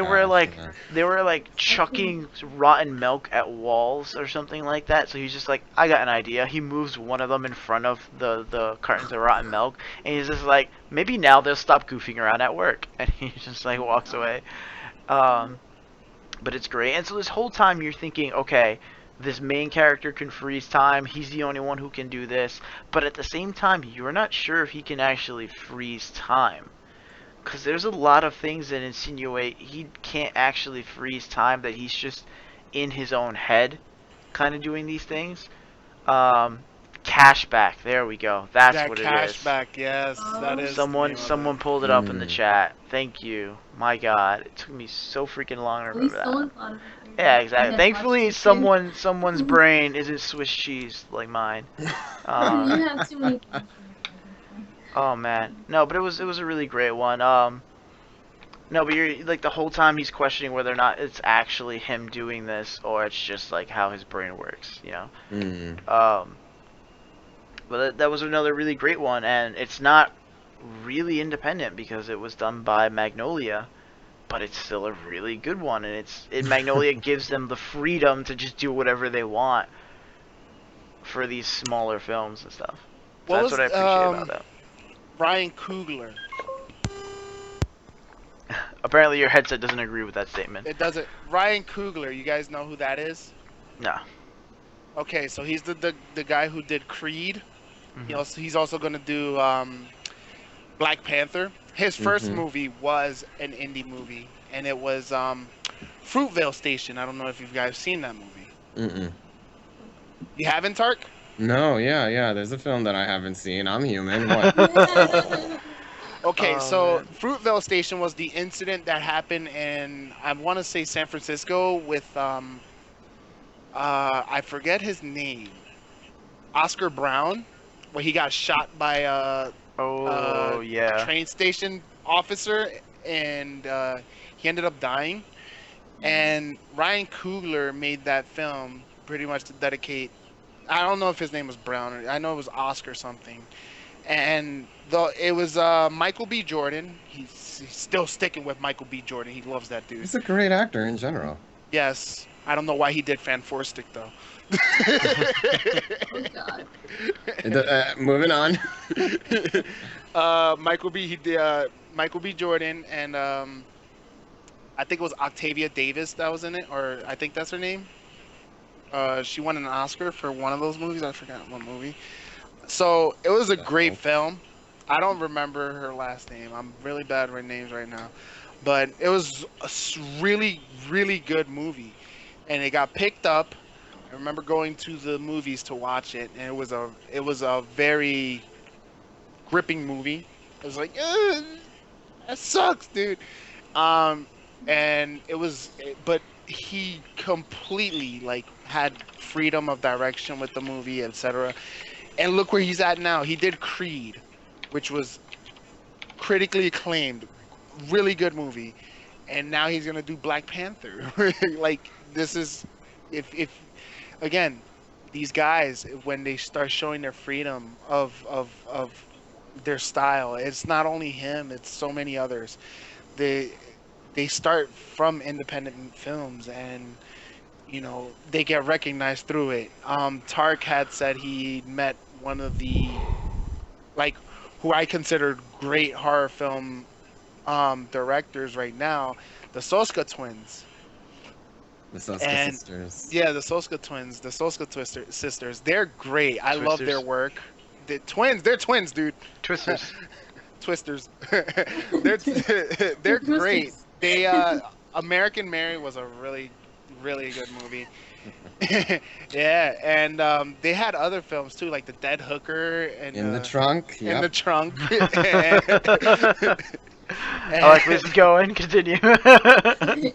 And but they're getting recognized, and they just got on. They just did See No Evil 2, which I don't know Yeah, why. and yeah, they're really independent, and it's interesting because they have their own production company. Because whenever you Yes. make a film, if it's an independent film, you have to like basically finance it almost yourself, unless if it gets picked up by a studio that really has interest in it. But if nobody has interest in it, and if you really want it to be made, you kind of have to finance it yourself. But if you're lucky enough to write a screenplay that studios are like, oh, whoa, this might actually be something, they'll finance it for you. But majority of the time, if not a few moments of the time, it's self-finance, and then you have to like just produce it yourself. Basically, it's almost everything yourself, almost like video game development and all that. And so just seeing how they just get from doing something by themselves to like having their own production company is just something really incredible just to witness. And I told them that, and they thought it was funny. All right, so we'll continue because we're eating a lot of time. I just looked at the time like, Well, whoa, we started really really late. It's actually only been like an hour and 20 minutes. really? Yeah. Still a lot of time Mhm. though. Yeah. So besides films, what other indie media do you guys enjoy? Me, Well, Oh, after sorry. you. No, you. me, I'm a fan of music. Me too. Ah, yeah. So, like, with me, I like listening to underground music, like underground hip hop or indie rock, indie metal, indie just in general.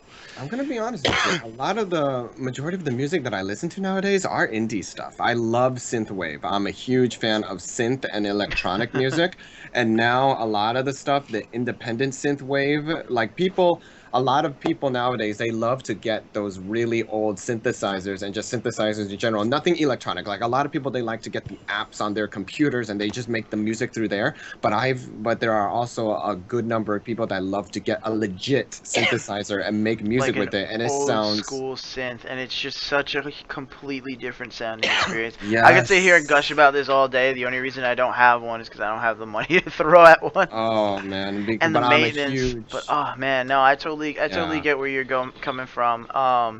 And I'm a I'd get huge fan really, of really, synthwave. yeah, I'd get really, really into it, and it's so hard for me to find because for the most part, I don't even have time to hunt down music, but also because it's hard to find people who appreciate that kind of content and who appreciate that music. I got like when I was hooking up my computer, and I got these really nice headphones actually that you see here. And these are like hi-fi certified and everything, even though they're wireless, because they literally throughput so much data through the headphones that you can actually hear everything. Um, so I had to get a sound card for my computer just to actually be able to hear the level of content that it can push out. And it's really, really awesome. I started playing music through it and everything through a service called Tidal, which actually supports hi-fi streaming, Mm-hmm. and it's super awesome. Now I need to find really, really good independent music now, since I can actually play good quality music through this Yeah, headset.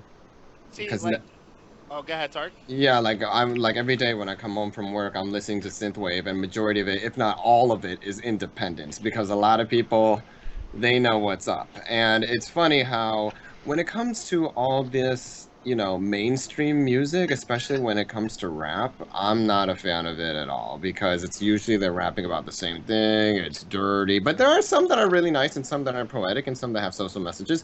But for me, they're just not as easy listening to, if you know what I mean. It's just not my taste. How about that? Yeah. But when it comes to like the independent scene, I really like what's going on. Like, especially the artists that love to make it sound like retro, like back in the 80s and 90s and all that, because it's kind of like we now live in a world where we all want to live in nostalgia. What made The Force Awakens so good? Oh, it was so nostalgic to A New Hope. What made Godzilla 2014 so good? Oh, it looked exactly like how the Japanese Toho films did back in the 60s and 70s. So we live in this world where nostalgia kind of Becoming an brings obsession. us. Exactly. And so when we have these independent music artists just bringing us back to those days, it's just something that, like, yeah, we don't want to Yeah, leave. it's like they make us remember what used to be, what was so good about back then. Mm. See, that's the issue. Like when you grow up with an indie band or any indie artist, when you grow up, when you see them from the very beginning and you see them like become mainstream and when they start changing, like you start appreciating artists for what they are. For example, me, I was always a huge Kendrick Lamar fan. I don't know if you guys know who Kendrick Lamar is, but he's a great rapper. He's probably like the number one rapper in the world. Um, but I was a fan of Kendrick for like a long time. I remember hearing his music around like 2010, and 2010 was like around like when he started peaking, like mainstream popularity. And I had heard his music, and I was like, this is catchy music. Like I can understand why a lot of people like his stuff. And so, um, you grow with the artist and you see how they're growing. If their growth you enjoy, you like their growth because there's been people that you seen them from the end, like from when they were underground or independent, and you see them grow and you're like, I don't like where they're going, Yeah. right? But Kendrick, his when he evolved, and that's what I would like to call an evolution because he went from being really good to being I love his music, and not only do I love his music, a lot of people do, and it's just he's become like critically acclaimed, renowned. Like he's one of the best rappers ever, and you can sit there with pride and say, like, yeah, I knew him from like when he was underground. And I used to like his stuff back then.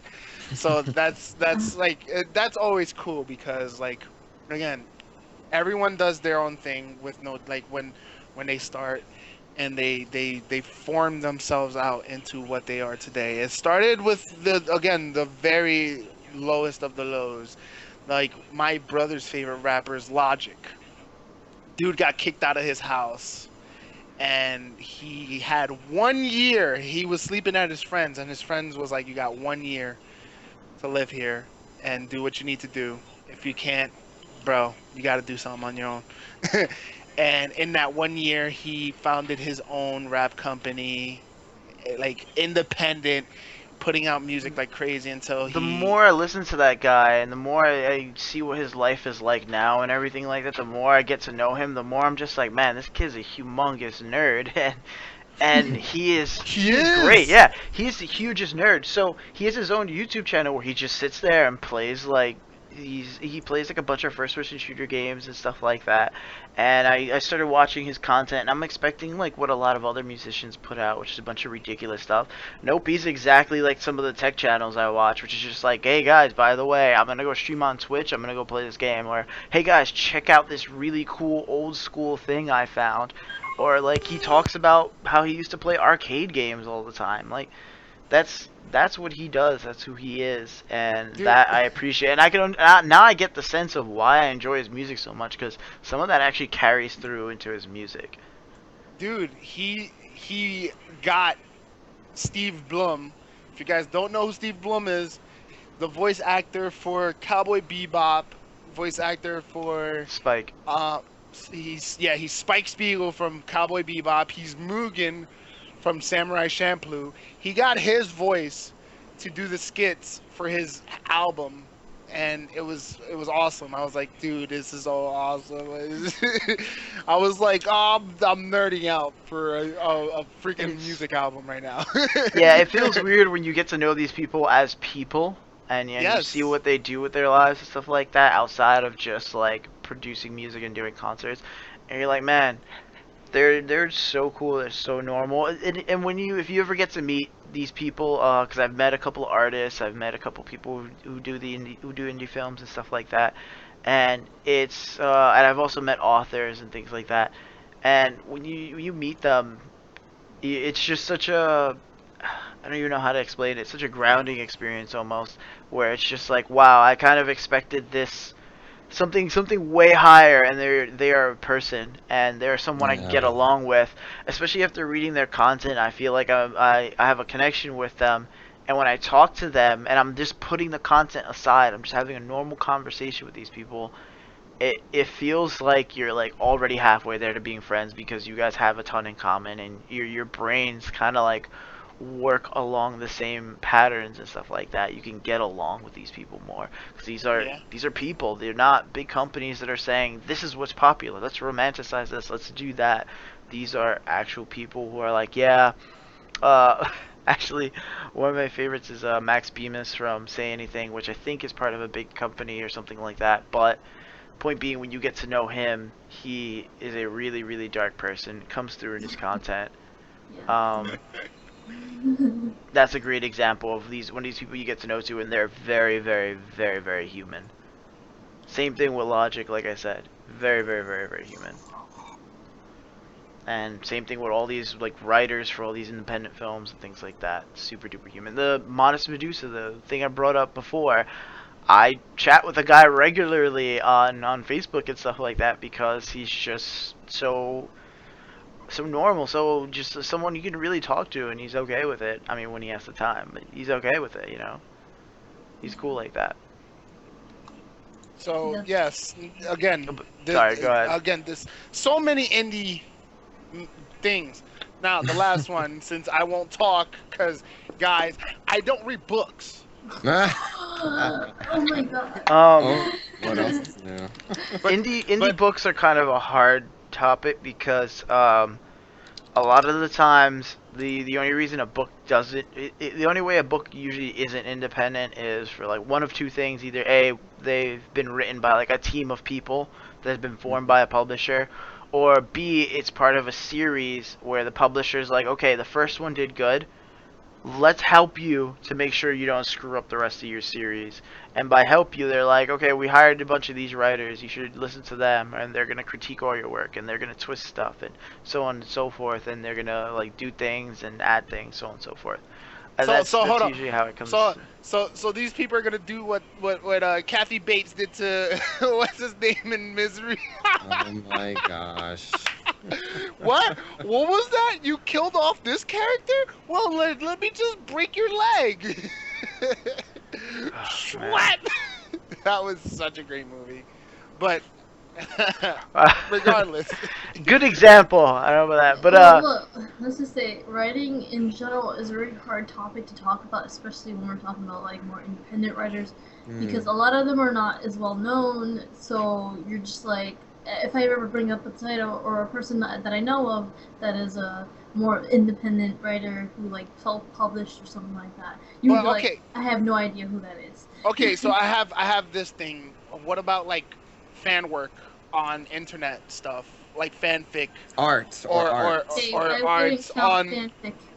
Well, okay, I'll give you an Whole nother example. I give you an example. The chick that did 50 Shades of Grey, E.L. James. It just what, goes to whatever her name is, E.L. okay? James. Yeah. Because first of all, I've never read the book. I don't read books. I went on a date to see the movie and I fell asleep like 10 minutes in. You're lucky.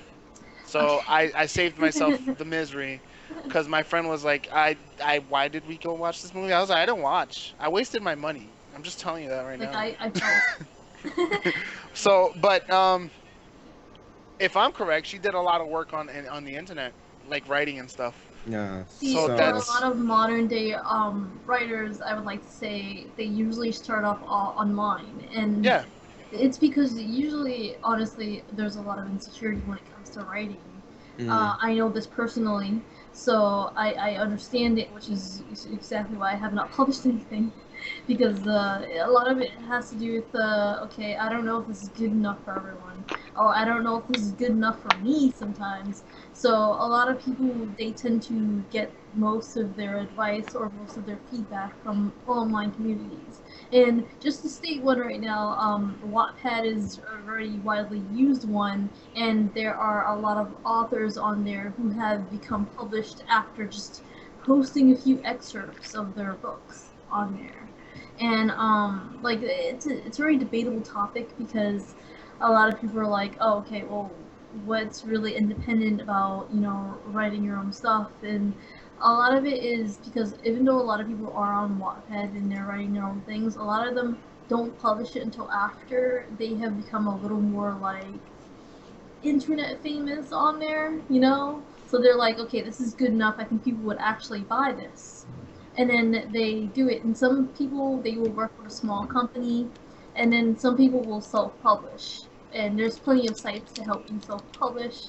There's plenty of sites that like give you really great advice of how to do that and Yeah, everything. it's But like your it's Kickstarter Yeah. stuff, right? yeah, well, Kickstarter. it's very different from Kickstarter. Self-publishing is literally Yeah, that no, it's your money going into it, and it's very, very difficult. And it's usually yeah. like, okay, guys, I printed out 100 books, and if Yeah, I and can there sell all there's 100, I can print out another 100, and they'll just keep doing it Yeah. like that. There are companies though that will help you with that, where like you're working with this third party and they're like, okay, well, we will print out everything and stuff like that for you, and then there will be like some sort of minimum fee, or there'll be like only a fee when you're actually selling things, which is a lot better for Um, people who are very independent in their stuff because it is pretty pricey to print out a bunch of books that you're not even sure is going to sell.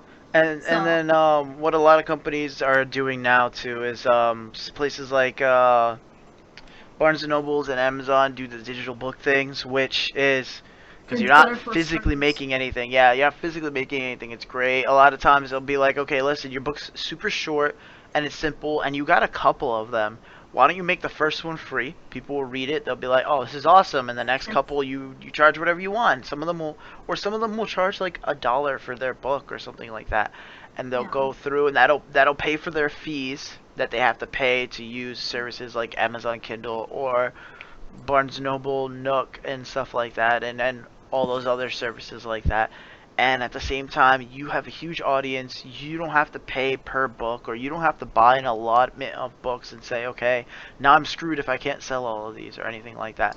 But now these independent people have a chance at doing that. Yeah. Otherwise, they have to go to Kickstarter, which has been getting really dicey lately because it, either everything goes flawlessly and you get all the books out there and stuff like that, and everyone's like, okay, this is a pretty good book, it's okay, and so on, or something goes wrong and you're set back with delays and everything like that, and that's a hit on the popularity of your book, even if your book is good, or even Mm. worse, your book is not good, and everybody who backed the Kickstarter and did the book and everything gets the book and goes, okay, the book is pretty awful and it's riddled with typos.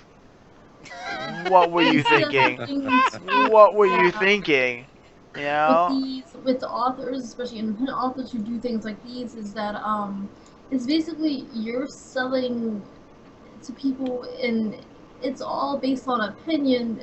Therefore, sometimes a lot of authors don't want to put that price tag on it, or a lot of authors don't want to like put it out there because they're like, okay, well, we already know that mass majority of people are like, okay, is this really a good book though? Like everything is based off of opinion when it comes to writing. Therefore, if they think your stuff is crap, they will write the worst review in the entire world and no one will buy your Yeah. stuff. But isn't that the issue with any type of media you put out?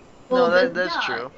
Like any to an bad extent, review can yes, slander you. but when it comes to movies and such like that, a lot of people overlook it before it's out there. Oh no. And No. yes, look, No. No, first of no, all, no, no. No, I'll I'm give saying you an Let her example. let her finish her sentence first, let me and finish. then Look, a lot of it is looked Oh my God. after. I'm saying a lot of them. I'm not saying all of them. Okay. Yes, there has been a lot of crappy movies that did not clearly been looked after, have not gone through several people. But when it comes to these authors, that's why I'm saying a lot of them would like to use more websites where it's community based, where you get an opinion first, and then so it's kind of like a test run of your book. You know, it's kind of like, okay, let's see what people think in general, and if generally speaking people like it, then I will put it out for sale, or I will put like the whole thing out. So yeah, that's mainly how it works with authors or just aspiring writers, really. Like That's I'll say an example. Dread. kind of. Dread. I don't know if you guys ever seen Dread. The newer one, not the old one. Dude, The yeah. the newer one suffered because of the bad reviews that Judge Dredd had gotten. And everyone that knows can tell you that was the situation because one, you didn't have Stallone in this one, and Stallone was terrible in the last one. They put Carl Urban, who the last time we had seen Carl Urban, he was getting killed in some other movie. So he's not really a star-selling he's. actor.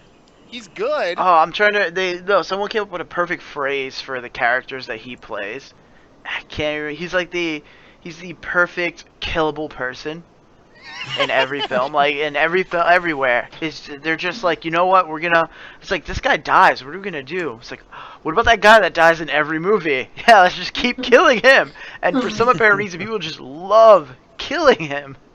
So the one movie he was a main character in was Dune.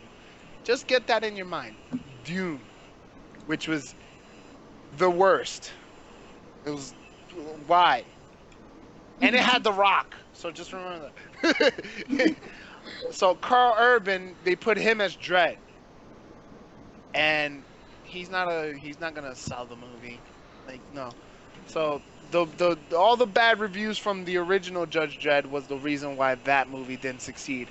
Now those who saw the movie will tell you it was a very underrated movie and it was a really good movie. I I enjoyed enjoyed it. it. When I watched it, I heard like it was supposed to be really bad and everything like that. I was like, well, that's the thing. My opinion is usually different from everybody else's, so I'm gonna watch it anyways. Went and watched it. I enjoyed it. I thought it was really cool. I thought they did a really, really good job considering everything I've heard.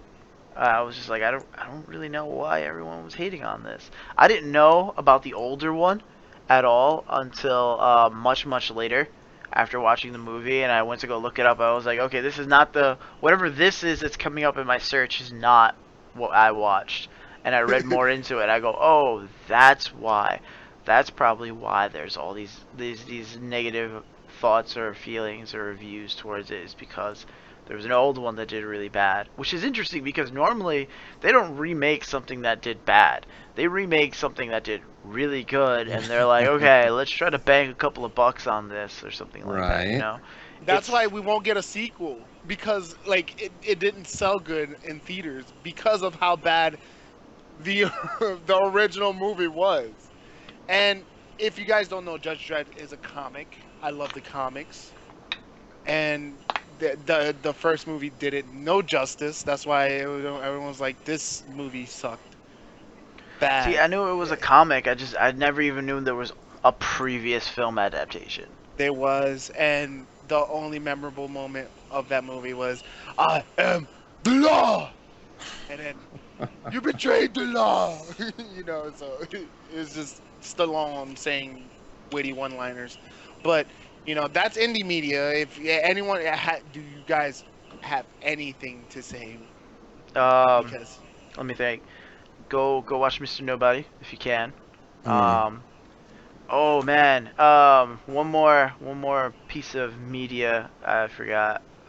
Was Jotun, which is something else I had streamed. This is a game. It's I really have really it, good I because have to beat it. every well almost everything. I'm not 100% if it was everything, but from what I've seen, almost everything is hand drawn and animated into the game.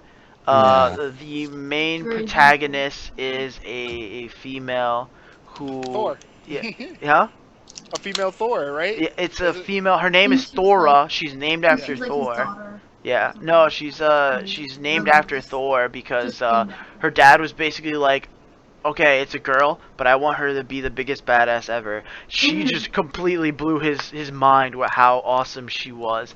And in fact, part of the reason she is in the situation she's in is because she was just too amazing for her own good. It's literally what it came down to. Like, after a while, I don't want to say everything, but after a while, it became a problem where she was just too good at what she was doing. But it was a really great game. Everything is so beautifully done. Really, it is. It's definitely something people should check out, as well as like Super Giant Super Giant Games. Games. That's literally the name of the company, though. But they are the ones who do Bastion and stuff like that. I think that's about it. Yeah. That's And about everything I wanted to mention. Cuphead. I can't wait. Cuphead. And it just goes to show you that even though it's independent, that doesn't mean it's not going to be inferior to mainstream Yeah. games. Oh. And just because it's independent, that doesn't mean, it's nothing to take. It's not you. That doesn't mean you should take it, It's nothing to take it scoff as a at. joke and all that. Nothing. Yeah, Yeah. exactly. And So a lot of the stuff. stuff. A lot of the stuff that we all love, they start off as independent. I mean, Mortal Oh. Kombat started off as one independent fighting game, and it was only developed by like 7 or 12 people. That's it, done. And look at it now. And I'm surprised nobody mentioned it yet, but look at what a phenomena Five Nights at Freddy's has become. Oh. And this was just one dude bored out of his mind making a video game. The next thing you know, there's a movie coming out. There's a book. It's a series, Is and there a fans are movie? just going. Yeah, there's a There film. is. It's Oh, coming. jeez. It's coming. It's coming. And fans Yeah. are going crazy trying to figure out the lore and put it all together. And even in the world of literature and novels, that they, even though they're independent and all that, there's like the Sea Killer series that is a very independent fantasy novel series. That one has actually gotten recognition from George R.R. Martin. In case if you guys don't know who that is, he's the writer of the Song of Ice and Fire books, which was inspired to create the TV show Game of Thrones. And someone as independent as E.L. James, as much as I can talk about how much I do not like the 50 Shades books, I can't believe we're calling it books, by the way. I can't, but the thing is, as much as I can tell you Stories? my dislike towards them, we cannot help but to say that it started off as something like that, where it was independent. She was doing her own thing, and now look at it. Her first book, her first novel of the novel. I'm just gonna say book. Her first book in the 50 Shades series actually outsold Harry Potter in the UK. Not overall, not worldwide. Yeah. Worldwide, Harry Potter is That's so pretty still strange. killing it, but in the UK, it beat out Harry Potter, and I thought we would never see something like that for the next Yeah. who knows how long. But it did. That Something movie did get this a lot of recent. hype. Definitely got a lot of hype. And so basically, just because it's independent, don't take it for granted. It's going to be Yeah. something, it's always going to be something unique. And it just goes to show you anybody can do it. I mean, look at all these streamers here on Twitch. They're doing all Yes. this stuff. That's more Majority, independent. Yeah. yeah. Hold on. How about what? this? How about this? Platforms How about love this? How about this? Like PewDiePie and what's Ray those William guys? Johnson, and all that, and Matt Pat. Matt Pat was just started off as by himself, and now he just started doing like game theory and all that stuff, and now he has his own show. It's called Game Lab or something like that on YouTube and all that. So What's Oh, those guys? the What's Nerdist. those? The Nerdist. The Nerdist Machinima. started off. Machinima. Rooster Teeth. Funhouse. It's just Um, there's so who many. We else? could go on and on and on. But point Yeah. being, What's- these what's all those started guys? as like people What's the- who what- were doing just What's simple his name? independent Anthony stuff. Padilla and the other guy. What's their name? I don't know. the Warp Zone, what? The Warp Zone? No. The friggin' shut up. What are those guys? Gosh. I don't know. Smosh. Boxman. Smosh. Smosh. I got They you. had their own movie. Come on. freaking the angry video game nerd. He had his own Yes, game. James Yeah, Wolfe. so look, the point is though, you don't know where your passions will lead. Sometimes you think, oh, I'm just gonna throw this out for kicks, you know? Sometimes you really give it a lot of thought and a lot of care, And then and it next thing you know, shows. look at it. Yep. And people understand it, they feel it, and they love it.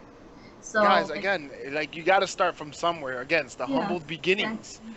You start from somewhere, and then you catch fire, and then next thing you know, you got a a lot of people looking at you. Yeah, like And Mhm. and I'll mention one thing too. One of the games that I play is an indie game, but it's becoming popular. Believe it or not, like it's slowly but surely. Like it actually, I don't think it's was as slowly as most games have been. But with the game that I've been playing lately, Town of Salem, everyone knows that by now, probably. But it's a game that's becoming more and more popular, and even though I personally don't like some of the direction it's going in, I do understand in this industry what they're doing, and I do see where they're going with it, and they are improving the game itself for the better, though. They have fixed a lot of things in it, and they are making it more like widely known, and they are getting a lot more popular than they had in the beginning. I played this game since it basically came out, and it's come a long way. I've got to say that much. It has definitely grown, and it will continue to grow. And in 2017, I will love to see where it goes from there. Honestly, because they have gone a long way, and I just love to see what they're gonna do next. I mean, they already come up with a actual physical card game now. So if you guys didn't know that, that's a thing now. And not only that, but they have done conventions and everything too. So it's getting really popular. I'll see where it goes from there. it's like Smite. You like no one knew who High Res was until they made Smite. Same Exactly. thing You with a gotta lot start of somewhere. smaller You games. never know. Yeah. They might do some other games in the future too. Pretty Yeah, much every they every have. game started off as independent at some point or another. Well, most games. Sorry, nowadays actually it's not 100% true, but most games start off as independent at some point or another. Same thing with Riot Games. Same thing with a lot of different Yeah. companies Yeah, and it's where they all just different kind of types of start games, doing not their just own the same thing. type of games over and over. So, guys, that was Indie Media.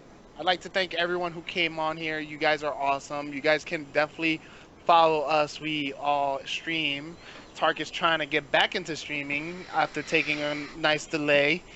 Brandon, when he gets his moments, he does I stream. I stream about as often as independent studio decides to release content. Okay, that's my schedule.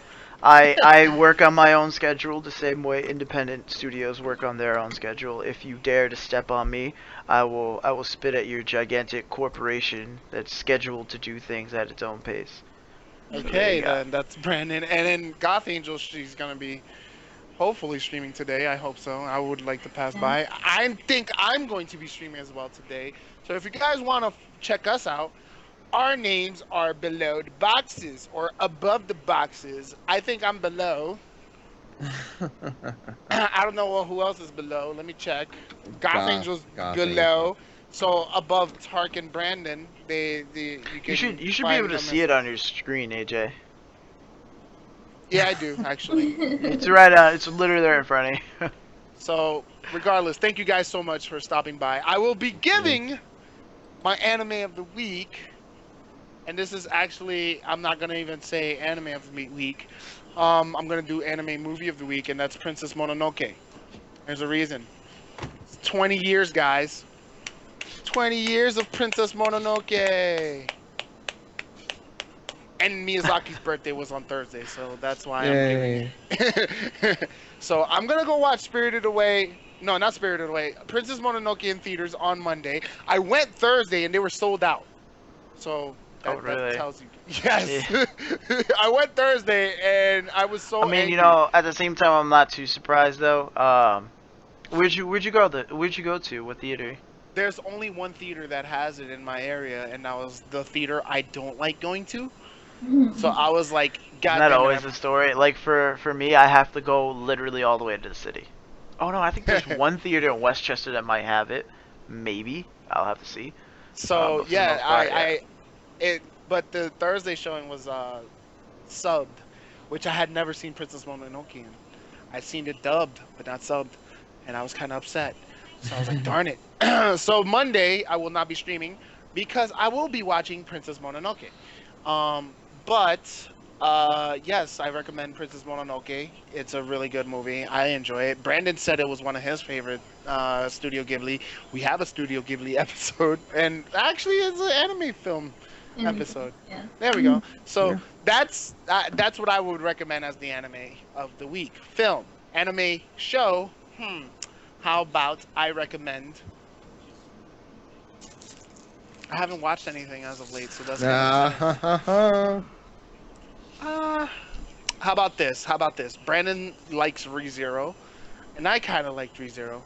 So if you guys haven't seen ReZero, you guys should check that out. Deal? Deal. Sounds And like, yeah. okay, and that is it for the podcast. Thank you all for stopping by. You guys have been awesome. And we will be back next week. We're going to try and get our schedule fixed up. Well, we'll see about that. We'll see. Everything happens. for Either some way, we'll reason. keep it posted, okay? Yes, Oh we yeah, will. things should go back to normal starting And- from now. I won't do my do not.